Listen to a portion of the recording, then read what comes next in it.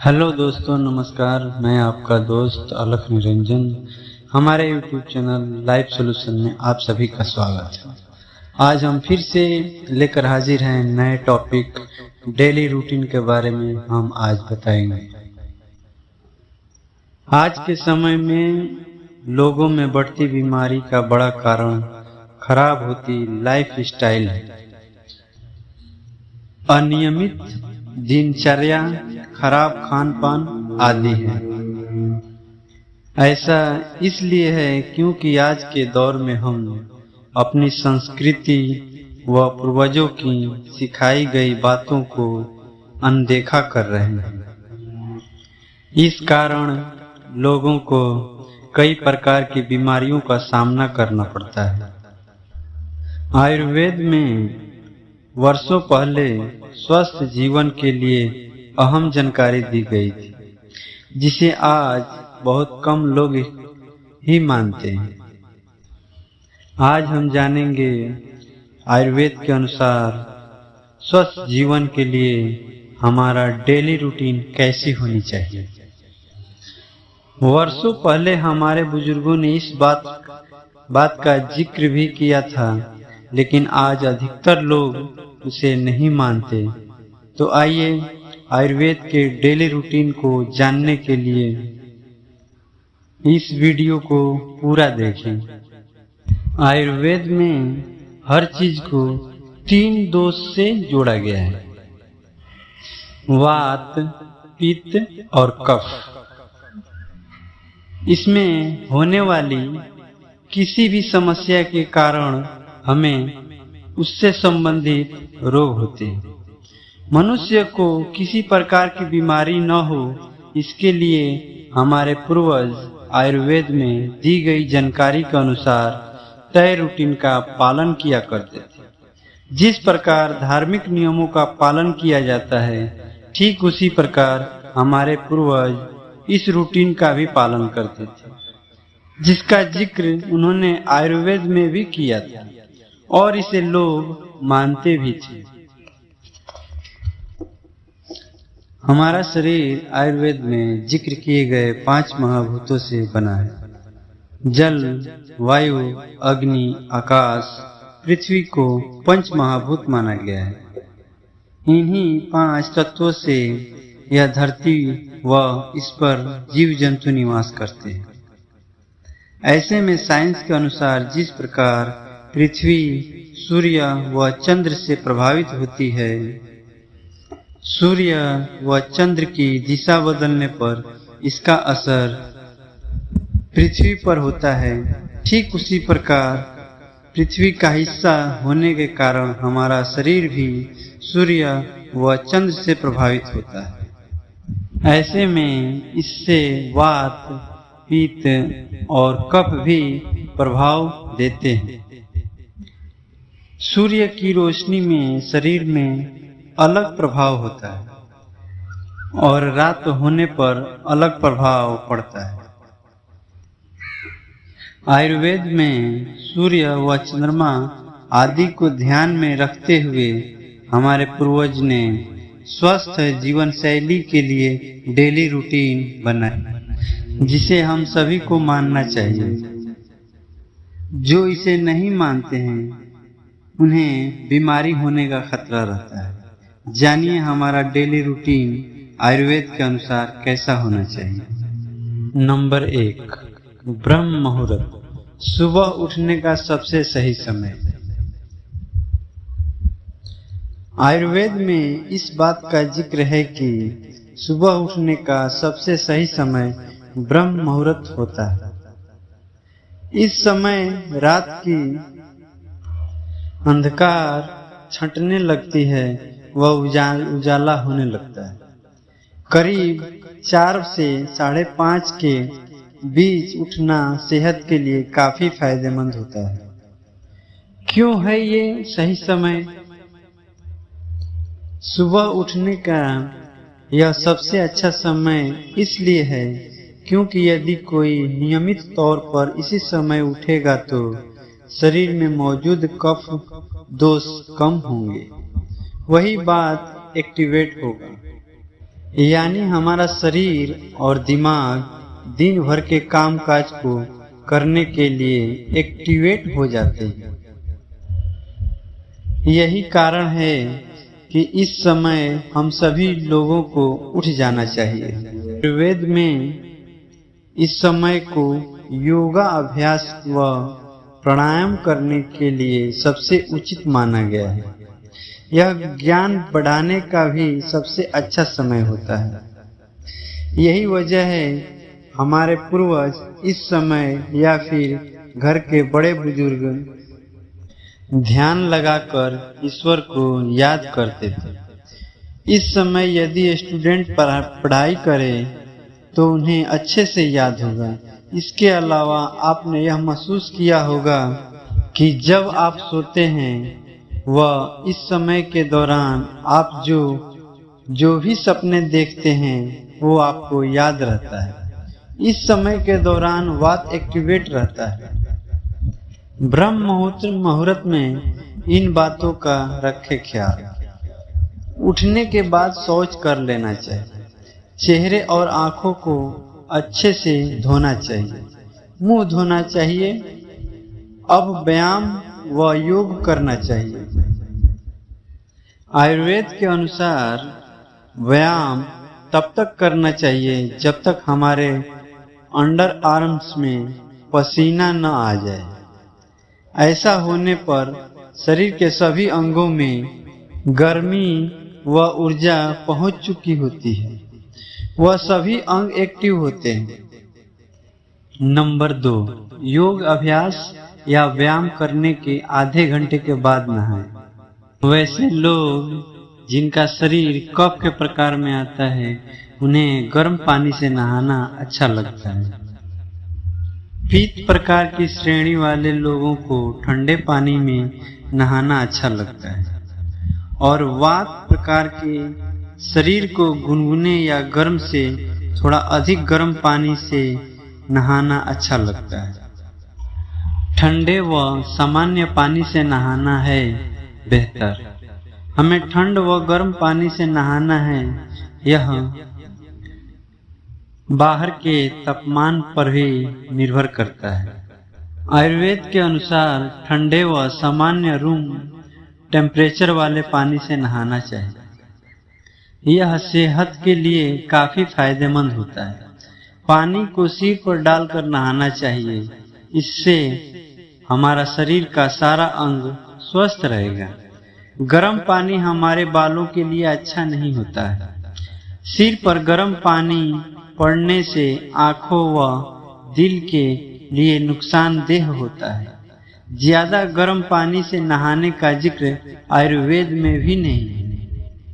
Number 3, ध्यान के लिए समय निकालें। आयुर्वेद में इस बात का जिक्र है कि नहाने के बाद अब ध्यान के लिए समय निकाला जाए। जिस प्रकार हमारे शरीर को व्यायाम की जरूरत पड़ती है, ठीक उसी प्रकार हमारे दिमाग को भी ध्यान की आवश्यकता पड़ती है।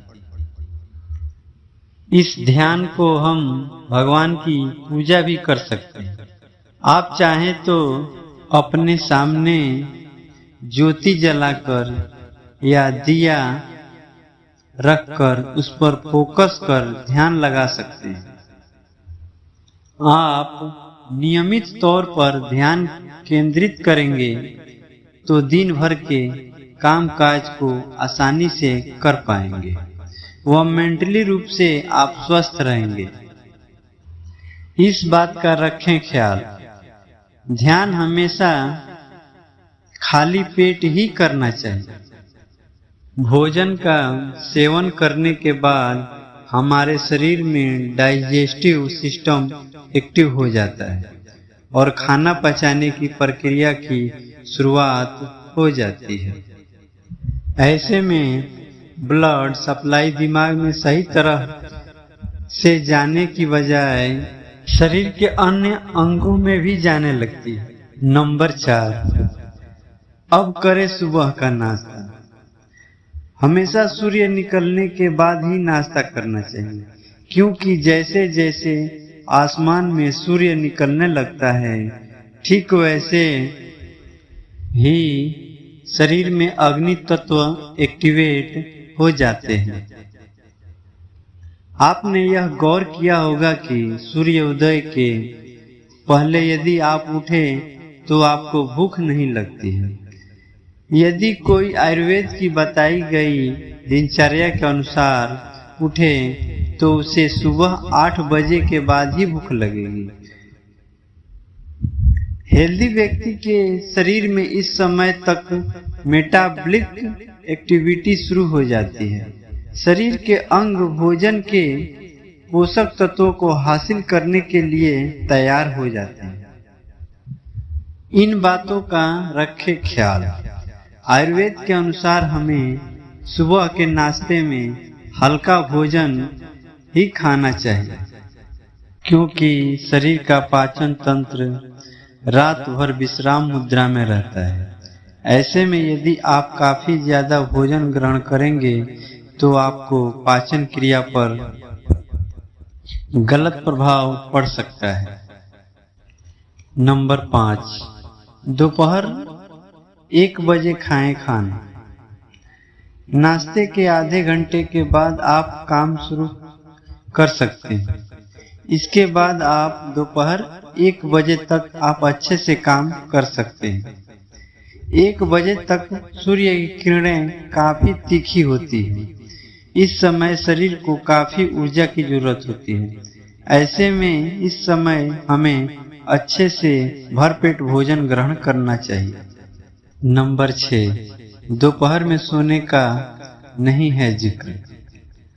भारत में आमतौर पर कई लोग दोपहर में घर आकर आराम करते हैं, लेकिन आयुर्वेद में दोपहर में सोने का जिक्र नहीं है। इस बात का जिक्र है कि गर्मियों में जब तापमान हद से अधिक हो, उस स्थिति में थोड़ी देर तक आराम करना चाहिए। नंबर 7, शाम में पसंद की काम को करें। आयुर्वेद में इस बात का जिक्र है कि शाम के लिए लोगों को अपने पसंद के अनुसार गतिविधियों को करना चाहिए। दिन भर में किए काम से अलग हटकर इसे करना चाहिए। कोशिश करें कि अपने इस पसंदीदा एक्टिविटी में अपने परिवार के लोगों को शामिल करें, जैसे कि खेलना, गाना गाना, पेंटिंग आदि। नंबर 8, सूर्य अस्त होने के बाद ही करें रात का खाना। सूर्य अस्त होने के बाद शरीर में खाना पचाने की ताकत काफी धीमी हो जाती है। इसलिए यह सुझाव दिया जाता है कि सूर्य अस्त होने के कुछ देर बाद भी हमें अपना रात का भोजन कर लेना चाहिए, क्योंकि सूर्य अस्त के काफी समय बाद यदि हम भोजन करते हैं तो उसे पचने में काफी समय लगता है। इस बात का रखें ख्याल। खाना खाने के बाद सोने के बीच कम से कम 2 घंटे का अंतर होना ही चाहिए, जिससे हमारे शरीर में हो रहे म्यूकस सिक्रेशन कंट्रोल में रहता है। खाना खाने के बाद तुरंत सोने से मोटापे की समस्या हो सकती है। शरीर में भारीपन के साथ दिमाग पूरी ताकत से सोच नहीं पाता है, स्थिर हो जाता है। इसके अलावा कई अन्य समस्याएं होती हैं। नंबर 9, रात्रिचर्या में इन बातों का रखें ख्याल। कई जीव हैं जैसे कि उल्लू, वो रात में जगते हैं, लेकिन इंसान उन जीवों में आता है जो रात होने पर सोते हैं। ऐसे में हम सभी को रात में सोना चाहिए। वैसे लोग जो रात में ज्यादा देर तक जगते हैं, सोते नहीं हैं, उन्हें बीमारी होने की संभावना अधिक रहती है, क्योंकि वो प्रकृति के विपरीत जाकर काम करते हैं। इसके अलावा आयुर्वेद में बेड का भी जिक्र किया गया है। सोने के लिए बेड की हाइट इंसानों के घुटनों से ज्यादा नहीं होनी चाहिए। इस बात का लोगों को ख्याल रखना चाहिए। इस बात का भी रखें ख्याल, कफ की श्रेणी में आने वाले लोगों को जिनका बॉडी मास जल्दी बढ़ता है उन्हें कम सोना चाहिए ताकि शरीर ज्यादा देर तक एक्टिव मोड में रहे। जिन लोगों का शरीर पित्त की श्रेणी में आता है उन्हें 7 से 8 घंटे की नींद लेनी चाहिए। जिनका शरीर वात की श्रेणी में आता है उन्हें 8 घंटे से अधिक सोना चाहिए। आज के समय में भले ही जमाना बदल गया है, कंपनियों में लोग रात रात भर काम करते हैं। ऐसे में इस रूटीन को मानना संभव नहीं है, लेकिन बहुत से ऐसे लोग हैं जो चाहें तो इस रूटीन को फॉलो कर सकते हैं। पहले के समय में भी लोग दुकान लगाकर सामान की बिक्री करते थे। खेतों में वह सेना के साथ शारीरिक परिश्रम भी किया करते थे। वहीं आज भी लोग ऑफिस जाते हैं, वह रोजमर्रा के कामकाज करते हैं।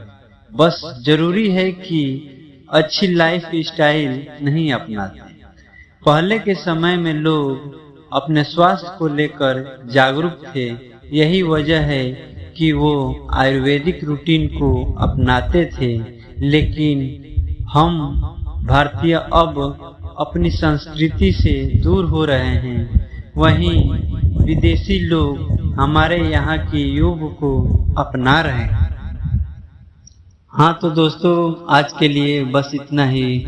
अगले टॉपिक के लिए हमें इजाजत दीजिए। नमस्कार।